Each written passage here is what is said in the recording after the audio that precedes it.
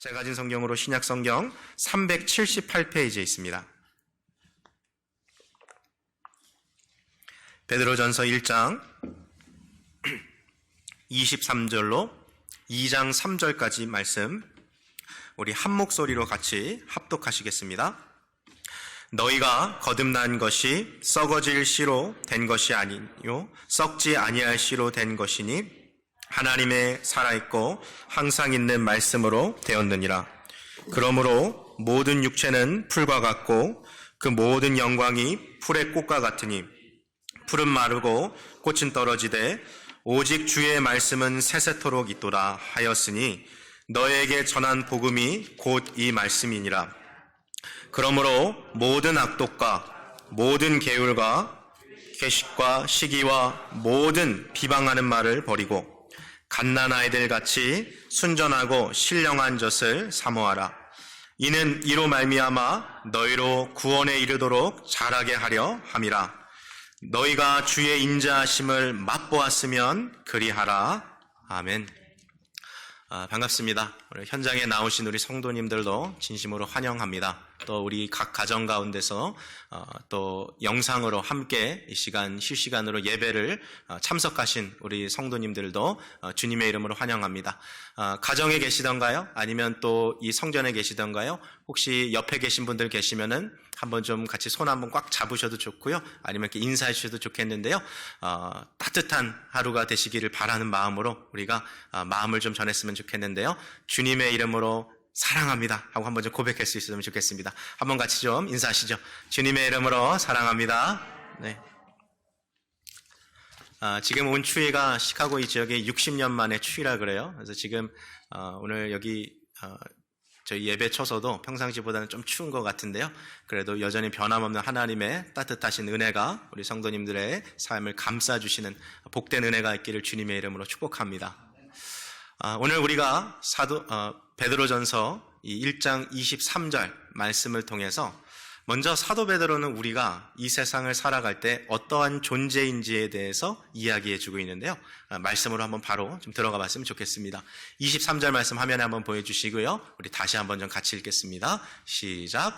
너희가 거듭난 것이 썩어질 씨로 된 것이 아니요 썩지 아니할 씨로 된 것이니 하나님의 살아있고 항상 있는 말씀으로 되었느니라. 아멘.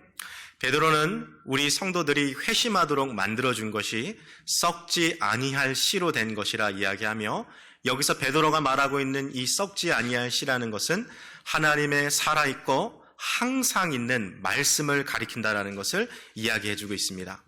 어쩌면 아마도 베드로는 이 말씀을 기록하면서 마태복음 13장에서 예수님이 살아생전에 얘기하셨던 바로 씨 뿌리는 자의 비유, 바로 그 비유를 생각하면서 오늘 이 말씀을 기록하지 않았을까 하고 추측해 볼 수 있죠. 씨 뿌리는 자의 비유 기억하십니까? 우리 하나님 아버지께서 농부가 되셔서요, 각 사람의 마음에 말씀의 씨앗을 뿌리십니다.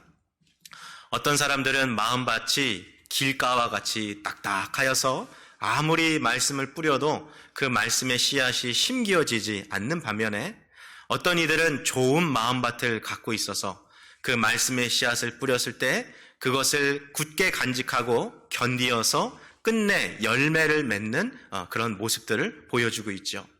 오늘 사도 베드로는 하나님의 말씀을 통해서 우리가 회심에 이른다라고 이야기했습니다. 즉 하나님의 말씀은 우리에게 구원에 이르는 지식을 전달해 주는 것이죠. 우리는 하나님의 말씀을 통해서 이 온 세상과 인간과 또 나를 창조하신 분이 하나님이라는 사실을 깨닫게 됩니다.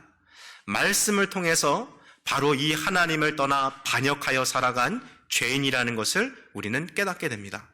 말씀을 통하여서 바로 이 죄로 인해서 죽을 수밖에 없는 나를 위해 이 세상에 하나님의 아들 독생자 예수 그리스도를 보내주셨고 누구든지 저를 믿는 자마다 멸망치 않고 영생을 얻는다는 사실을 우리가 말씀을 통해서 배웠어요.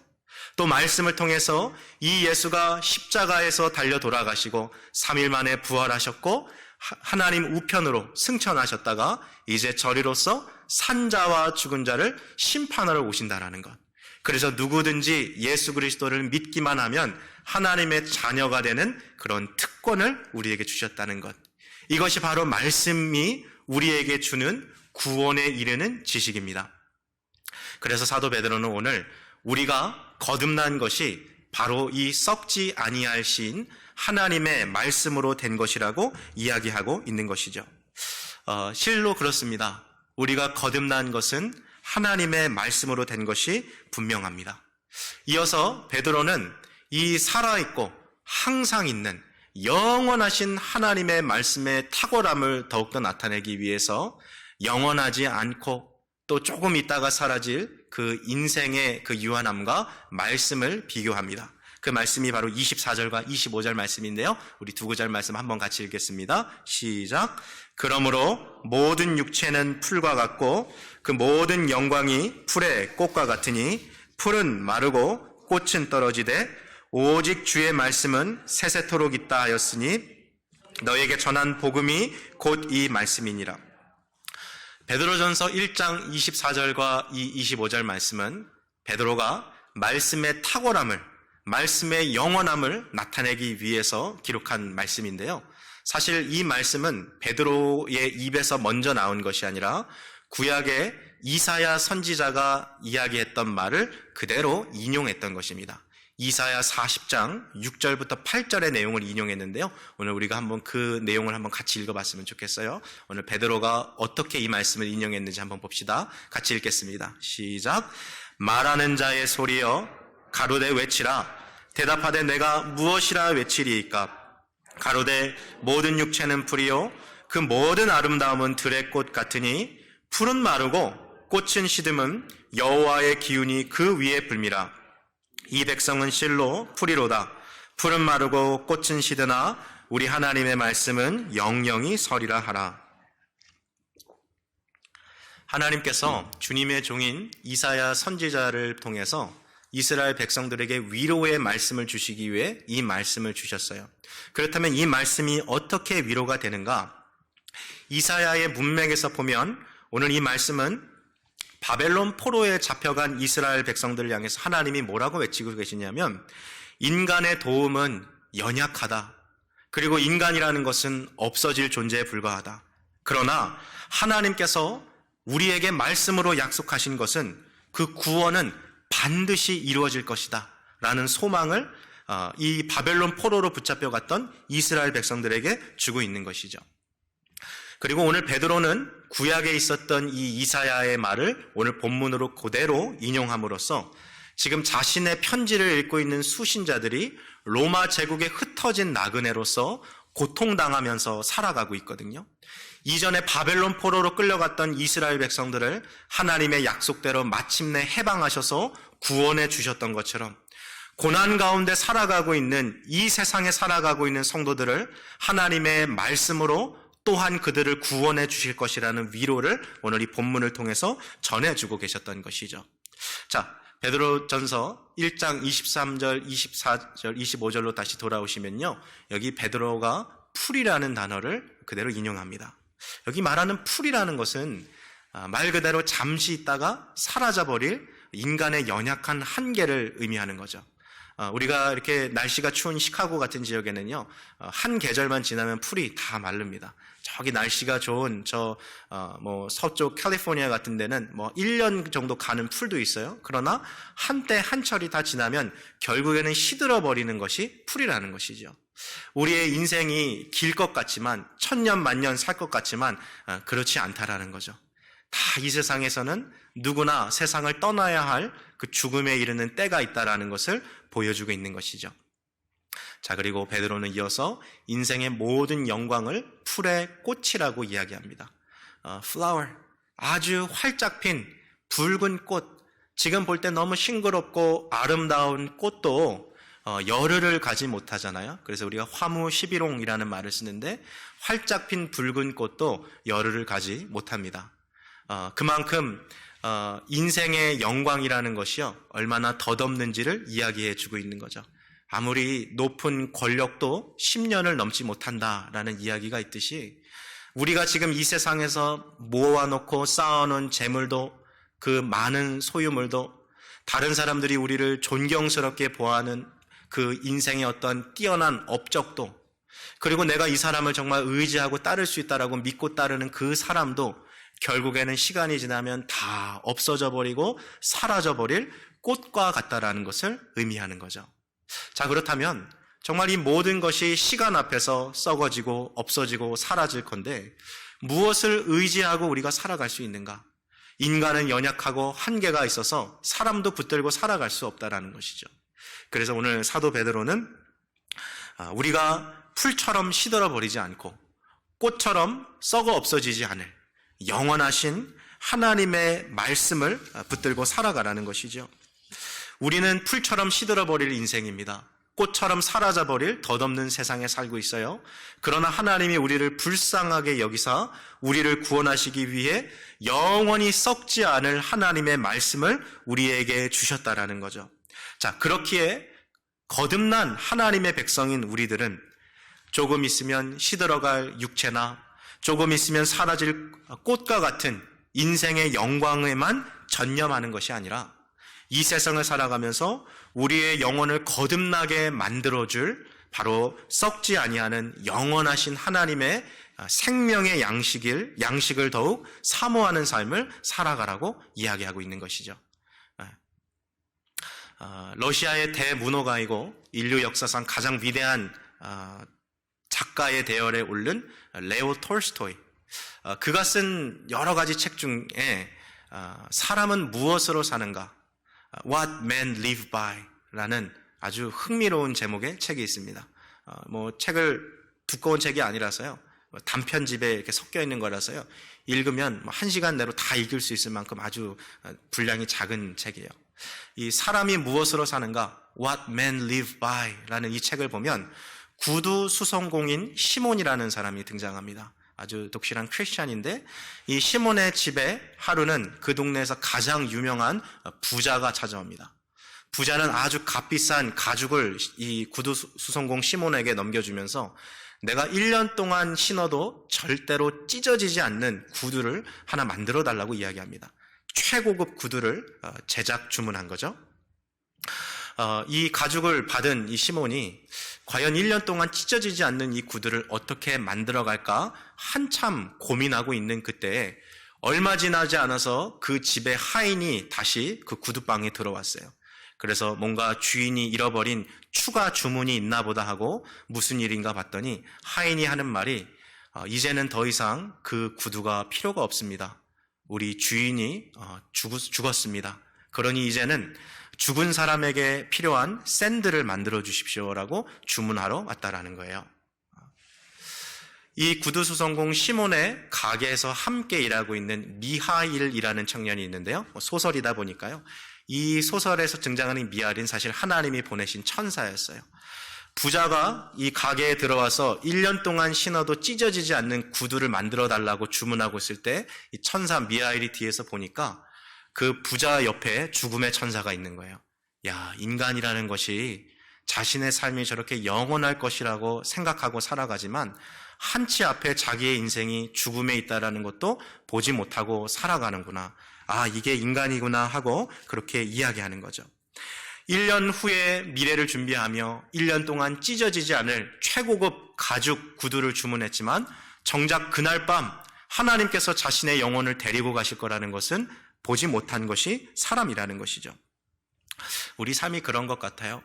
이 세상을 살아가는 모두가 정말 이 세상에서의 삶이 영원할 것처럼 살아가지만 실제로 우리들은 당장 오늘 내일 우리에게 무슨 일이 벌어질지 아무도 모르는 것이죠. 지난 한 주간에 미국에서 자동차 그 연쇄 추돌 사건 사고 혹시 뉴스로 보셨습니까? 너무나도 많은 사람들이 평범한 일상을 보내고 있었는데 길에서 미끄러져서 또 많은 인명피해가 났잖아요. 누가 그날 자기가 그런 사고를 당할 것이라고 예상이나 했겠습니까? 과연 상상이나 했겠습니까? 한치 앞도 알 수 없는 것이 인생이라는 거죠. 사도 베드로가 지금 그 얘기를 하고 싶은 거예요. 우리의 삶은 풀과 같이 오늘 있다가 내일 사라질 것이고 오늘 피었다가 며칠 뒤면 시들어버릴 꽃과 같으니 이 세상에 있는 물질이나 이 세상에 있는 어떤 권력이나 명예나 쾌락이나 심지어 인생의 성공이나 그 어떤 영광도 다 버려두고 오직 하나님의 영원하신 그 썩지 아니할 말씀을 사모하며 살아가라고 이야기하고 있는 것이죠. 자, 베드로전서 1장 23절부터 25절까지 이 이야기를 해줬어요. 우리가 누구라고요? 우리는 하나님의 살아있고 항상 있는 말씀, 그 말씀으로 거듭난 주님의 백성이라는 것을 사도 베드로가 이야기해 줬어요. 그리고 이제 2장으로 넘어가면서 2장 1절 첫 번째 단어가 뭡니까? 바로 그러므로라는 단어가 등장합니다. 그러므로. 즉 이제 여러분들은 말씀으로 거듭난 사람들이 되었으니까 이제부터는 이러한 인생을 살아가십시오라는 논리로 2장 1절이 이제 시작하고 있는 거예요. 사도 베드로는 여기서 두 가지를 이제 권면할 텐데요. 첫 번째는 여러분이 하나님의 말씀으로 거듭난 백성이 되었으니 버려야 할 것이 있습니다라는 것을 말해주고요. 두 번째는 여러분이 하나님의 말씀으로 거듭난 백성이 되었으니 이제 여러분들이 사모할 것이 있습니다라는 것을 이야기합니다. 버려야 할 것과 사모할 것. 오늘 이 이야기를 말씀을 통해서 이야기해주고 있는데요. 자, 첫 번째로 사도 베드로가 거듭난 하나님의 백성에게 버려야 할 것이 무엇인가를 이야기해 주는지 2장 1절 말씀을 통해서 함께 같이 읽겠습니다. 말씀 같이 읽겠습니다. 시작. 그러므로 모든 악독과 모든 게을과 외식과 시기와 모든 비방하는 말을 버리고, 오늘 맨 마지막에 이 단어인 버리고라는 말을 한번 주목해 보십시오. 이 말은 우리가 일상 가운데서 생활하고 살아가다가 옷에 흙이나 먼지가 묻거나 아니면 때가 묻었을 때 하루를 다 마무리하고 옷을 벗어버리지 않겠습니까? 바로 그 표현인 거예요. 더러운 옷을, 흙투성이의 옷을 벗어버리듯이 이러한 죄악들을 반드시 벗어버리라고 이야기하고 있는 거예요. 자, 기억하십시오. 오늘 이 본문은 구원받지 않은 사람들에 대한 이야기가 아니라 구원받은 바로 우리와 같은 거듭난 성도들에게 이러한 것들을 조심하라고 이야기하는 것이고, 그 말인즉슨 지금 함께 예배드리고 있는 구원받은 우리 가운데도 이러한 악의 요소들이 있을 수 있다는 것을 분명히 보여주고 있어요. 그래서 말씀을 보시면서 내가 아직 이 죄악을 벗지 못했구나, 내가 이 죄를 벗어버려야겠구나 하는 것들이 있으면 오늘 그것을 유념하시면서 말씀을 들으십시오. 자, 2장 1절에 나오는 죄악을 세 가지 범주로 나눌 수 있어요. 첫 번째는 모든 악독, 두 번째 범주는 모든 게을과 외식과 시기, 그리고 세 번째 범주는 모든 비방하는 말입니다. 그러니까 모든으로 이렇게 구별이 되죠. 첫 번째, 모든 악독. 이것은요, 우리가 구원받은 하나님의 백성이지만 여전히 마치 이 세상 사람들이 하나님 없이 살아가는 것처럼 살아가는 그 삶의 모습과 행태를 의미하는 것이죠. 나의 유익을 위해서 이웃을 피해를 입히는 것, 이웃에게 불이익을 당하게 하는 것, 이 모든 것이 바로 악독에 해당하는 거예요. 그러니까 그리스도인이지만 비그리스도인들처럼, 예수님 믿는 사람이지만 예수님 안 믿는 것처럼 살아가는 그 모든 악한 행위들을 가리켜서 악독이라고 이야기하는 거예요. 자, 두 번째, 계휼이라는 단어가 쓰였는데요. 여러분, 우리가 성경을 읽기가 어려운 게 분명 한글 성경을 읽었는데도 오늘날 쓰지 않는 사어라 그러죠. 죽어있는 단어들이 좀 있어요. 이게 오래된 번역이다 보니까. 그래서 이런 단어를 봐도 우리가 이해가 잘 되지 않는데, 계율이라는 단어를 오늘날 우리가 쓰는 쉬운 단어로 바꾸면 사기, 속임수, 거짓 이렇게 바꿀 수 있어요. 이것은 계율은 무엇이냐면 앞서 이야기한 것과 좀 비슷합니다만 나의 어떠한 유익과 이익을 위해서 상대방에게 거짓으로 행동하는 것, 부정직하게 이야기하는 것, 거짓말하는 것, 이러한 것들은 거듭난 성도들의 삶 가운데서 반드시 벗어버려야 한다는 거예요. 그렇게 하지 말라는 거예요. 자, 외식은 우리가 쉽게 이야기할 수 있어요. hypocrite. 겉과 속이 전혀 다른 거죠. 겉으로는 사랑하는 척, 겉으로는 착한 행실을 하는 것처럼 보이지만 속에서는 미움과 그리고 또 악한 모습으로 살아가는, 이것이 바로 외식이죠. 자, 그리고 여기 보니까 시기라는 말이 나와 있어요. 여러분, 시기는 뭡니까? 쉽게 이야기하면 질투죠. 질투. 여러분, 인간의 마음에 있는 시기라는 것은요, 남이 잘 되는 거 보면 배 아파하고 잘 안 되기를 은근히 바라는 그 마음이 질투라는 거예요. 근데 이 인간의 질투심이요, 끝이 없더라고요. 기억하십시오. 지금 베드로가 이야기하는 것이 말씀으로 거듭난 백성들 사이에도 있을 수 있는 죄라는 거예요. 실제적으로 성경을 보니까요, 예수님이 돌아가시기 바로 전날 밤 The Last Supper, 최후의 만찬의 자리에 예수님하고 12제자가 모였잖아요. 이때 12제자들이 했던 이야기의 주제가 뭐냐면 누가 더 크냐, 우리 중에 누가 서열이 더 높냐, 그걸로 말다툼하고 있었다는 거예요. 주님 돌아가시기 바로 전날까지도 그랬다라는 거예요.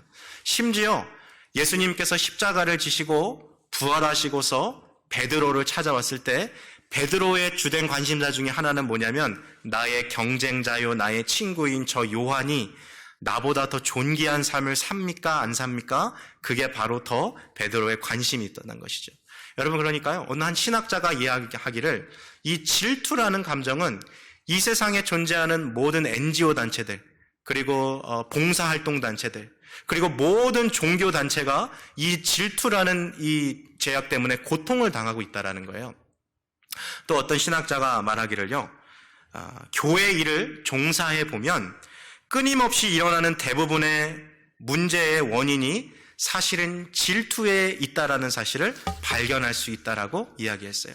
그 말을 듣고 보니까 진짜 그런 것 같아요. 여러분, 교회에서 일어나는 분쟁, 교회에서 일어나는 다툼, 교회에서 일어나는 그런 언쟁을 그 이유가 원인이 무엇인가 그것을 파헤쳐 보니까 그 깊숙한 곳에 시기와 질투가 있더라고요. 누가 더 높냐? 누가 더 뛰어나냐? 누가 더 잘났느냐? 교회 안에서도 그러한 것을 경쟁하고 시기하다가 교회가 분열되고 분쟁하는 경우들이 얼마나 많은지 몰라요. 표면적으로는 다른 이유로 이야기하지만 결국에는 그걸로 들어가는 것들이 많이 있다라는 것을 보여주는 것이죠. 사도 베드로는요, 말씀으로 거듭난 우리들에게 이러한 것들을 벗어버리라고 이야기하고 있습니다. 한번 우리 스스로를 잘 살펴보십시오. 우리 안에도 이렇게 내 유익을 위해서 남을 헐뜯거나 남을 속이거나 겉과 속이 다른 모습으로 살아가거나 혹은 시기와 질투로 남이 은근히 안 되기를 바라는 마음들이 있진 않은지, 그것이 있다면 반드시 벗어버려야 한다는 거예요. 자, 세 번째 범주가 뭡니까? 비방하는 말입니다. 이는 다른 사람을 해하기 위해서 그에 대해서 악담을 퍼뜨리는 거죠. 여러분, 비방하는 말은요, 앞에서 이야기했던 시기와 질투의 열매에 해당한다고 볼 수 있어요. 그 사람이 너무 미운 거예요. 그 사람이 잘 안 됐으면 좋겠는 거예요. 그래서 남의 뒤에서 그 사람에 대해서 험담하는 것, 이게 지금 비방하는 말이죠. 자, 사실 우리가 누군가의 비밀 듣는 거, 여러분, 그거 참 이렇게 호기심 가는 일이잖아요. 옆집에 무슨 일이 있었대라는 거. 예. 인간이 얼마나 정말 남의 그 생활에 관심이 많냐 하면, 여러분, 우리는 연예인들이 몇 번 결혼했는지, 몇 번 이혼했는지, 누구랑 연애하는지, 그런 게 기사에 나올 정도로 인간은 다른 사람의 생활에 관심이 많다라는 거예요. 자, 잠언 18장 8절 말씀을 한번 보여주시고요. 한번 같이 읽겠습니다. 시작. 남의 말하기를 좋아하는 자의 말은 별식과 같아서 뱃속 깊은 데로 내려가느니라. 자, 똑같은 말씀이에요. 이거를 쉬운 성경은 이렇게 번역하고 있어요. 한번 같이 읽겠습니다. 시작. 고자질은 맛있는 음식 같아서 마음 깊이 남는다는 것이다. 제가 한번 이야기 드린 적 있잖아요. 교회에 이렇게 딱 왔는데, 야, 내가 이렇게 맛있는 떡을 구워왔다. 이 떡 나랑 같이 나눠 먹자 해서, 무슨 떡인데? 그러니까 쑥떡 거리면서 옆에 있는 사람 안 좋은 거 이야기하고 또 나누는 그런 모습들이 교회 안에서 너무나도 많이 보인다. 근데 오늘 이 말씀 보니까 남의 말하기를 좋아하는 것, 이 고자질하는 게 맛있는 음식 같다는 거. 이게 무슨 말이냐면, 들으면 우리도 막 귀가 기울여지는 거예요. 어머, 그 집사님이 그랬대? 어머, 그 가족에 그런 일이 있었대? 어머. 그거 듣는 게 너무 재밌다라는 거예요. 근데 여기서 말하는 이 맛있는 음식은 사실 정크푸드를 얘기하는 거예요. 불량식품. 그러니까 들을 때는 너무 좋고 먹을 때는 너무 맛있는데, 여러분, 불량식품이 몸에 좋지가 않잖아요. 별로 이렇게 건강에 도움이 안 되잖아요. 그러니까 남에 대한 이야기를 듣는 게 이 정크푸드 같아가지고 들을 때는 아주 재미있고 호기심 있게 듣는데 그것이 우리의 영혼에 아무런 유익도 없다라는 거예요. 베드로는 우리 그리스도인들의 대화가 다른 사람들을 뒤에서 비방하고 험담하는 방향으로 빠져서는 안 된다는 거예요. 여러분, 참된 친구는요, 뒤에서 친구의 약점에 대해서 그렇게 얘기하지 않습니다. 참된 친구는 그 친구의 약점을 덮어주는 사람이죠. 여러분, 우리는 서로에게 좋은 친구가 되어주고 있습니까? 어떤 사람의 명성을 떨어뜨리는 말, 어떤 사람에 대한 신뢰를 떨어뜨리는 말, 남의 뒷말과 소문에 대해서 그것을 우리가 듣게 되잖아요? 그러면 그냥 그것을 거기서 멈추세요. 그거 우리 교회 모든 사람들이 다 알 필요 없어요. 나도 떡 구워 왔어. 그러실 필요 없어요. 나는 사실 더 큰 떡을 갖고 있는데 이거 말해줄까? 시작이 뭐예요? 이거 다른 사람에게는 말하면 안 돼? 그거 하지 말라는 거예요. 그거. 남을 뒤에서 험담하기보다 그를 사랑으로 감싸주라는 거예요. 비방으로 하는 거 우리가 반드시 벗어버려야 한다는 것이에요. 기억하십시오. 이 베드로전서 2장 1절은 뭐예요? 구원받지 않은 사람들이 그렇게 살아간다는 게 아니라 말씀으로 거듭난 우리들도 얼마든지 그럴 수 있다는 거예요. 그래서 그런 거 반드시 벗어버리라고 이야기합니다. 자, 5가지에 대해서 얘기하겠고요. 2장 2절 말씀, 이제 우리가 사모해야 될 것, 버릴 것들을 다 버렸다면 이제 어떠한 것을 사모하고 살아가야 되는가 하는 이야기가 2장 2절에 있어요. 같이 읽겠습니다. 시작. 갓난 아이들 같이 순전하고 신령한 젖을 사모하라. 이는 이로 말미암아 너희로 구원에 이르도록 자라게 하려 함이니라. 사도 베드로가 지금 영적으로 거듭난 하나님의 백성을 갓난 아이들로 비유했어요. 갓난 아이들이 어머니의 젖을 갈구하듯이 성도가 하나님의 신령한 젖인 하나님의 말씀을 사모하라는 거죠. 시편 42편 1절 말씀처럼 목마른 사슴이 시냇물을 찾아 갈급하기에 내 영혼이 하나님을 향해 갈급한 것, 주님의 말씀을 향한 사모함이 있도록 그렇게 살아가라는 거죠.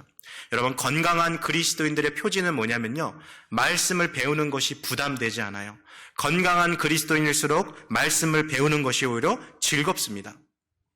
오늘 이 말씀이 베드로가 얼마 전에 교회에 새로 등록한 새신자, 초신자에게 이야기하는 게 아니라요, 오늘 이 베드로전서의 수신자 중에는요 이미 회심한 지 30년 이상 지낸 사람도 있다라는 거예요.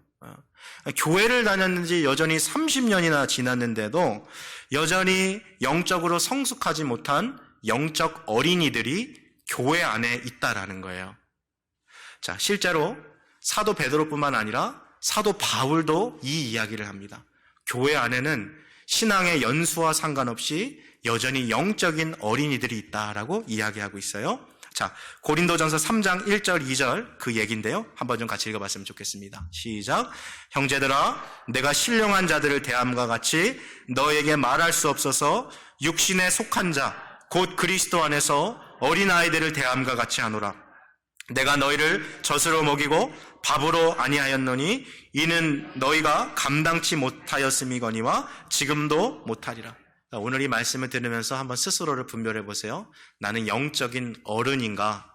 아니면 나는 영적인 어린이인가?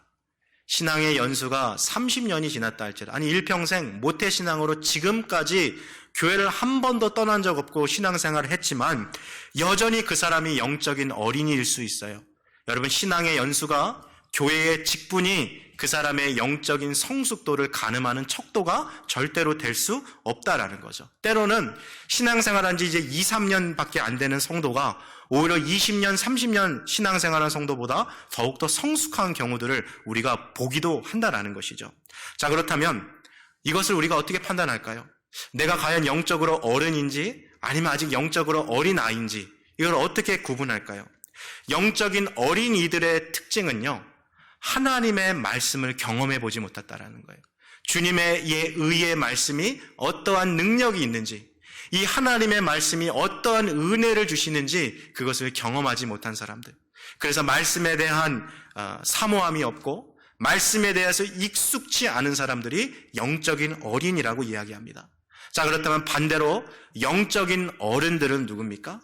자신이 처한 상황과 환경 가운데서 하나님의 뜻과 계획이 무엇인지, 지금 내가 처해 있는 이 상황 가운데 선과 악이 무엇인지를 내 기준이 아니라 하나님의 말씀의 기준으로 분별하고 그 가운데 주님의 뜻을 깨닫고 그 말씀대로 살아가는 자들이 영적인 어른이라는 거예요. 영적인 어린이십니까? 영적인 어른입니까? 이것을 꼭 구별해야 된다는 것이죠. 자, 히브리서 5장 12절에서 14절, 제가 방금 이야기했던 그 내용이 그대로 있어요. 한번 같이 읽겠습니다. 시작. 때가 오래므로 너희가 마땅히 선생이 될 터인데 너희가 다시 하나님의 말씀의 초보가 무엇인지 누구에게 가르침을 받아야 할 것이니 단단한 식물을 목 먹을 자가 되었도다. 대저 젖을 먹는 자마다 그의 말씀을 경험하지 못한 자여 단단한 식물은 장성한 자의 것이니 저희는 지각을 사용함으로 연단을 받아 선악을 분별하는 자들이니라. 아멘.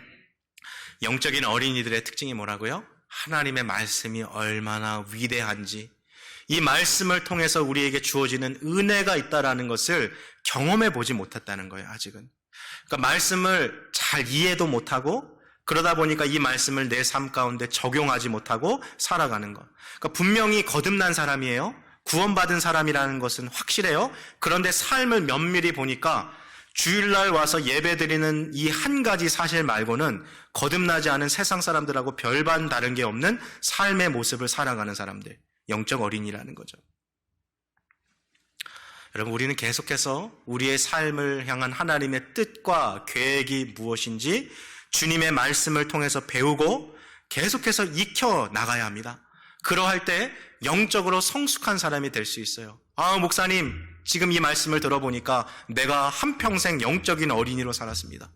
지금 내 삶을 향한 하나님의 뜻과 계획이 무엇인지도 모르고 내가 지금 내 인생이 어디로 가는지도 모른 채 그냥 방황하는 인생을 살았습니다. 목사님, 어떻게 해야 됩니까? 늦지 않았어요. It's never too late. 지금부터 말씀 앞에 나오십시오. 주님의 말씀을 배워가시고 주님의 말씀을 익혀가시면 수년 내에 주님께서 우리의 인생에 놀라운 부흥을 주실지 누가 알겠습니까? 성령 하나님께서 우리의 삶을 통해 역사하시되 주님은 언제나 말씀으로 일하시는 주님이시라는 것을 기억하시기 바랍니다. 그래서 사도 베드로는 베드로전서 2장 2절에서 갓난 아이들과 같이 순전하고 신령한 젖인 하나님의 말씀을 사모하라고 권면했던 거예요. 여러분, 이 세상의 지혜와 지식이 아무리 뛰어나다 하더라도요, 거기에는 거짓된 것이 있고요, 완전하지 못한 요소들이 있어요. 여러분, 지금도 학계에서 우유가 사람에게 좋냐 안 좋냐를 가지고 몇십 년 동안 결론을 못 내리고 싸우고 있다는 거 알고 계세요? 여러분, 인간의 지혜라는 것이요, 정말 한계가 있어요. 그런데 오늘 이 본문을 보니까요, 하나님의 말씀은 뭐라 그래요? 순전하다고 말하거든요. 이 순전하다라는 것은 pure. 하나님의 말씀은 거짓이 없고 하나님의 말씀에는 어떠한 불완전한 요소가 없는 완전하신 말씀이다라고 이야기해주고 있는 거죠. 화면에 시편 12편 6편을 보여주시고요, 우리가 한번 좀 같이 읽겠습니다. 시작. 여호와의 말씀은 순결하며 흙 도가니에 7번 단련한 은 같도다. 하나님의 말씀은요, 거짓이 털끝만치도 없는 무용한 것이나 해로운 것이 조금 더 섞여져 있지 않는 순금과 같다라는 거예요. 이게 바로 순전한 말씀이다 라고 이야기하고 있고, 그리고 오늘 2장 2절로 돌아가면 순전하고 신령한 젖이라 그랬는데, 여기서 말하는 신령한이라는 것은 spiritual, 영적인 말씀이다 라는 의미도 있습니다만, 이 헬라어 단어를 다른 의미로 바꾸면 reasonable word도 돼요. 그러니까 하나님의 말씀은 사리와 이치에 맞는 말씀이다 라는 거예요. 여러분, 사람들에게 물어봤어요. 왜 성경 안 읽으세요? 왜 성경 안 보세요? 그러니까 그리스도인들에게 물어본 거예요. 비신자들이 아니라. 그리스도인들에게 물어봤더니 많은 퍼센테이지가 의외로 말하는 게 말씀이 내 삶하고 전혀 연관성이 없다라는 거예요. 우리가 얼마 전에 지금 레위기를 읽으신 분들, 민수기 이제 읽고 있습니다만, 지금 이 번제나 화목제나 이 소제나 이게 지금 내 삶하고 무슨 상관이 있는지 모르겠다. 하나님의 말씀은 뜬구름 잡는 것 같다. 지금 21세기를 살아가는 우리의 삶하고 이 말씀이 어떠한 연관성이 있는지 발견하지 못하겠다. 그래서 이 말씀을 나는 읽지 않는다라고 대답하는 비율이 상당히 높았다는 거예요. 근데 오늘 이 베드로전서 2장 2절이 지금 그 얘기를 해주는 거죠. 하나님의 말씀은 순전하고 신령하다라는 이 단어를 다시 바꿔 말하면 reasonable, 우리의 삶의 이치에 마저 들어가는 말씀이라는 거죠. 왜요? 온 천지 만물을 창조하신 그 하나님 창조주께서 이 세상을 다스리시는 매뉴얼을 우리에게 성경으로 주셨으니 이 세상이 어디서 왔고 인간은 어떻게 존재하며 무엇을 위해 살아가야 하고 죽음 이후에 우리는 어디로 가며 그렇기 때문에 지금 이 세상에서 어떻게 살아가야 하는가라는 이 모든 궁극적인 질문에 대한 해답이 이치에 맞게 적혀 있는 것이 하나님의 말씀이라는 것이죠. 뜬구름 잡는 말씀이 아니라 바로 이 말씀이야말로 세상을 가장 바르게 이해하고 내가 어떻게 이 세상을 살아가야 할지 가장 정확하게 보여주는 말씀이라는 것이죠. 자, 화면에 시편 19편 말씀 보여주시고요. 우리 7절부터 8절 두 구절 한번 같이 읽겠습니다. 시편 19편 말씀입니다. 화면에 안 들어가 있어요? 네, 제가 읽어드릴게요. 여호와의 율법은 완전하여 영혼을 소성케 하고 여호와의 증거는 확실하여 우둔한 자로 지혜롭게 하며 여호와의 교훈은 정직하여 마음을 기쁘게 하고 여호와의 계명은 순결하여 눈을 밝게 하는도다. 하나님의 말씀에 어떠한 능력이 있다고요? 우리의 마음이 우둔한 자도 말씀을 읽으면 지혜로운 자가 되고 하나님이 우리의 마음의 말씀을 통하여 기쁨을 주시고 말씀을 통하여 우리의 영혼을 살려주시고 말씀을 통하여 우리의 눈에 지혜를 밝혀주신다라는 거예요. 그러니 이 말씀이 어찌 귀하고 귀한지요. 여러분, 무엇이 우리로 하여금 이 세상에서 소망을 갖게 합니까? 무엇이 우리로 하여금 핍박과 고난 가운데서도 인내하며 살아가게 만들어줍니까? 무엇이 우리로 하여금 이 세상 가운데서 살아있게 만들어줍니까? 이 모든 질문들에 대한 해답이 하나님의 영원하신 말씀 안에 담겨 있다는 것이죠. 여러분, 왜 우리가 이 신령한 젖을 사모해야 할까요?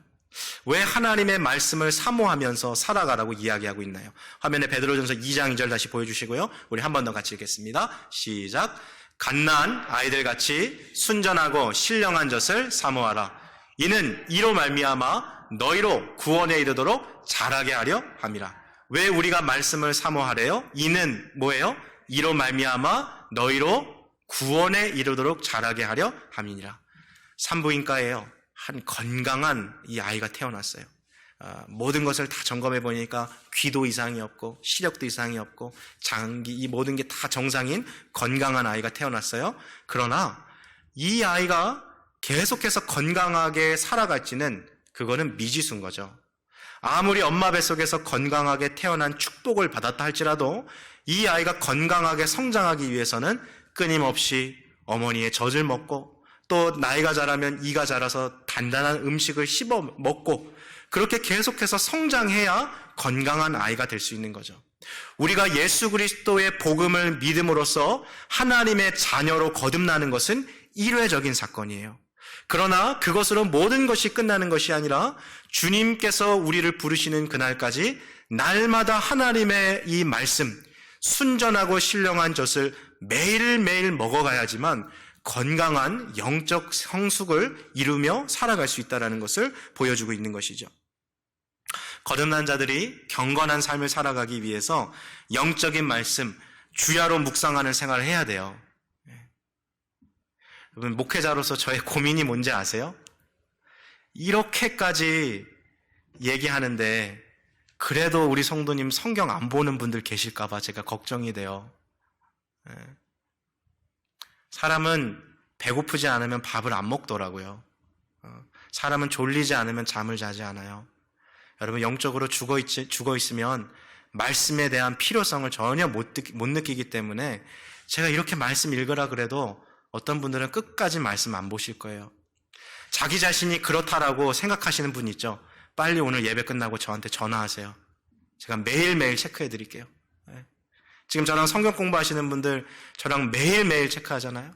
매일매일 성경 보고 매일매일 저녁 아침으로 기도하면서 살아가잖아요. 여러분, 우리 코너스톤 교회 그렇게 살아가는 분들이 있어요. 신앙에 깨어있기 위해서 매일매일 저녁 아침으로 시간 정해놓고 기도하고 매일매일 큐티하고 살아가는 분들이 있어요. 불가능한 게 아니에요. 그리고 그 가운데 하나님이 우리에게 약속하신 풍성한 삶이 우리 가운데 주어진다라는 거예요. 여러분, 그 복을 왜 포기합니까? 그 복을 왜 못 본 채 하고 살아갑니까? 신앙이 이게 다라고요? 그렇지 않아요. 하나님이 우리에게 주시고자 하는 풍성한 삶이 있어요. 오늘 말씀 보면서 속으로 알잖아요, 자기가. 나는 오늘 목사님 말씀 이렇게 말해도 나는 내가 성경 안 본 사람이다. 아시죠? 빨리 전화하세요. 끝나고 저한테. 목사님 저 좀 살려주세요. 저랑 같이 하세요. 그러려고 제가 있는 거 아니에요? 여러분 도와드리기 위해서. 마지막으로 베드로가요, 이 말씀을 배우고 익히는 일을 계속하되 그것을 통해서 하나님의 은혜를 경험하기를 이야기합니다. 자, 선순환에 대한 이야기인데요. 이게 이런 거예요. 힘들고 어려운 상황 가운데서 말씀을 봤어요. 근데 이 말씀을 통해서 하나님이 나에게 주시는 은혜가 있는 거예요. 와, 진짜 힘들었는데, 나 마음이 정말 무너질 것처럼 어려웠는데 하나님의 말씀이 기가 막히다. 주님이 정말 살아계시는구나. 이 말씀을 통해서 나에게 은혜 주시는구나. 이것을 맛보고 경험하잖아요. 하나님의 인자하심을. 그러면 그때부터는 누가 시키지 않아도 다시 말씀으로 들어가는 거예요. 왜요? 그게 너무 좋거든요. 하나님의 말씀이 주시는 은혜가, 이 말씀을 통해서 주시는 위로가, 이 말씀을 통해서 주시는 능력이 얼마나 크다는 것을 깨달으니까 이제는 부모, 형제, 배우자가, 저 같은 목회자가 시키지 않아도 혼자 가서 그 말씀 읽는 거예요. 이게 바로 다윗이 말한 주님의 말씀이 송이꿀보다도 더 달다라고 말했던 바로 그 내용인 거죠. 베드로는 바로 이러한 선순환을 계속해서 이루어가라는 거예요. 먼저 말씀을 사모하고 말씀을 배우고 말씀을 익힘으로써 그 말씀을 통해 하나님이 주시는 은혜를 경험하고 주님의 인자하심을 깨닫고 주님의 능력을 경험함으로써 또다시 말씀으로 들어가는, 말씀으로 나아가는, 사모하는 그 선순환을 이루면서 살아가라는 거죠. 그게 바로 오늘 마지막 구절인 2장 3절 말씀이에요. 한번 같이 읽겠습니다. 시작. 너희가 주의 인자하심을 맛보았으면 그리하라. 여러분, 어린아이들은요, 큰 형이나 큰 누나가 혹시 있다면 자기 형처럼 자라기를 원해요. 특별히 이 나이 차이가 많은 형제를 보면 이 어린 막내 아이들은 빨리 우리 형처럼 키가 컸으면 좋겠다. 빨리 우리 누나, 언니처럼, 오빠처럼 나도 좀 컸으면 좋겠다. 우리 부모님처럼 나 좀 컸으면 좋겠다 하는 그런 소망이 아이들에겐 있기 마련이에요. 건강한 사람은요, 성장을 소망합니다. 여러분, 영적으로 건강한 사람도 마찬가지예요. 나는 성경 알 만큼 다 알아. 기도 나도 다 해봤어. 나도 수련회 가봤고, 나도 하나님 구해봤고, 찾아봤고 다 해봤어. 이것은요, 영적으로 건강하지 못하다는 증거예요. 영적으로 건강한 사람은 영적 spiritual breakthrough, 이거보다 더 큰 하나님의 은혜, 내가 이전에 누렸던 것보다 더 크신 하나님, 내가 이전에 경험했던 것보다 더 위대하신 하나님의 능력을 사모하며 그것을 위해서 쉬지 않고 계속해서 주님의 말씀을 향해 달려가는 것이 있는 것이죠. 여러분, 하나님의 인자하심이, 주님이 우리를 향한 그 은혜가 절대로 영적인 게으름이 되는 원인이 되게 하지 마십시오. 내가 이렇게 살아도 구원은 받겠지, 내가 이렇게 살아도 천국은 가겠지 하도록 주님의 인자하심이 여러분의 영적 게으름의 핑계가 되지 않게 하십시오. 오히려 주님의 영적인 인자하심이 하나님의 말씀으로 돌아가게 하는 계기가 되게 하여, 주님의 말씀이 이렇게 좋구나, 하나님의 말씀이 내 삶을 해석하는 능력이 있구나, 내가 어디로 나아가야 할지 모를 때 주님의 말씀이 내 발의 등이요 내 길의 빛이 되셔서 오늘도 내 삶을 인도해 가시고, 광야 같은 이 세상에서도 하나님의 이 말씀이 만나가 되어 내 영혼을 먹이고 내 영혼을 건강하게 만들어 주님이 예비하신 풍성한 삶을 나로 하여금 살아가게 하는구나라는 것을 경험하시기를 바랍니다. 여러분, 건강한 사람도요, 운동합니다. 왜요? 건강하다고 해서 그 건강이 보장되지 않아요. 계속해서 건강하게 살아가기 위해서는 날마다 운동하는 거예요. 시간을 내서 틈틈이. 마찬가지로요, 지금 신앙생활 잘하고 있는 분들도 넘어지지 않을까 주의하십시오. 계속해서 건강하게 더욱더 성장하기 위해서 주님의 말씀을 사모하십시오. 순전하고 신령한 젖, 하나님의 살아있고 항상 있는 이 말씀으로 거듭남 받은 주님의 백성들, 우리 코너스톤 교회 성도 여러분, 날마다 우리에게 있는 더러운 모든 악행을 벗어버리고 주님의 말씀을 향하여 달려감으로써, 사모함으로써 하나님의 인자하심을 경험하고 그로 인하여 또다시 말씀으로 돌아가시는 그런 은혜의 경험을 누리며 살아갈 수 있는 복된 주의 백성들 되시기를 주님의 이름으로 축복합니다. 이 시간 함께 같이 기도하시겠습니다.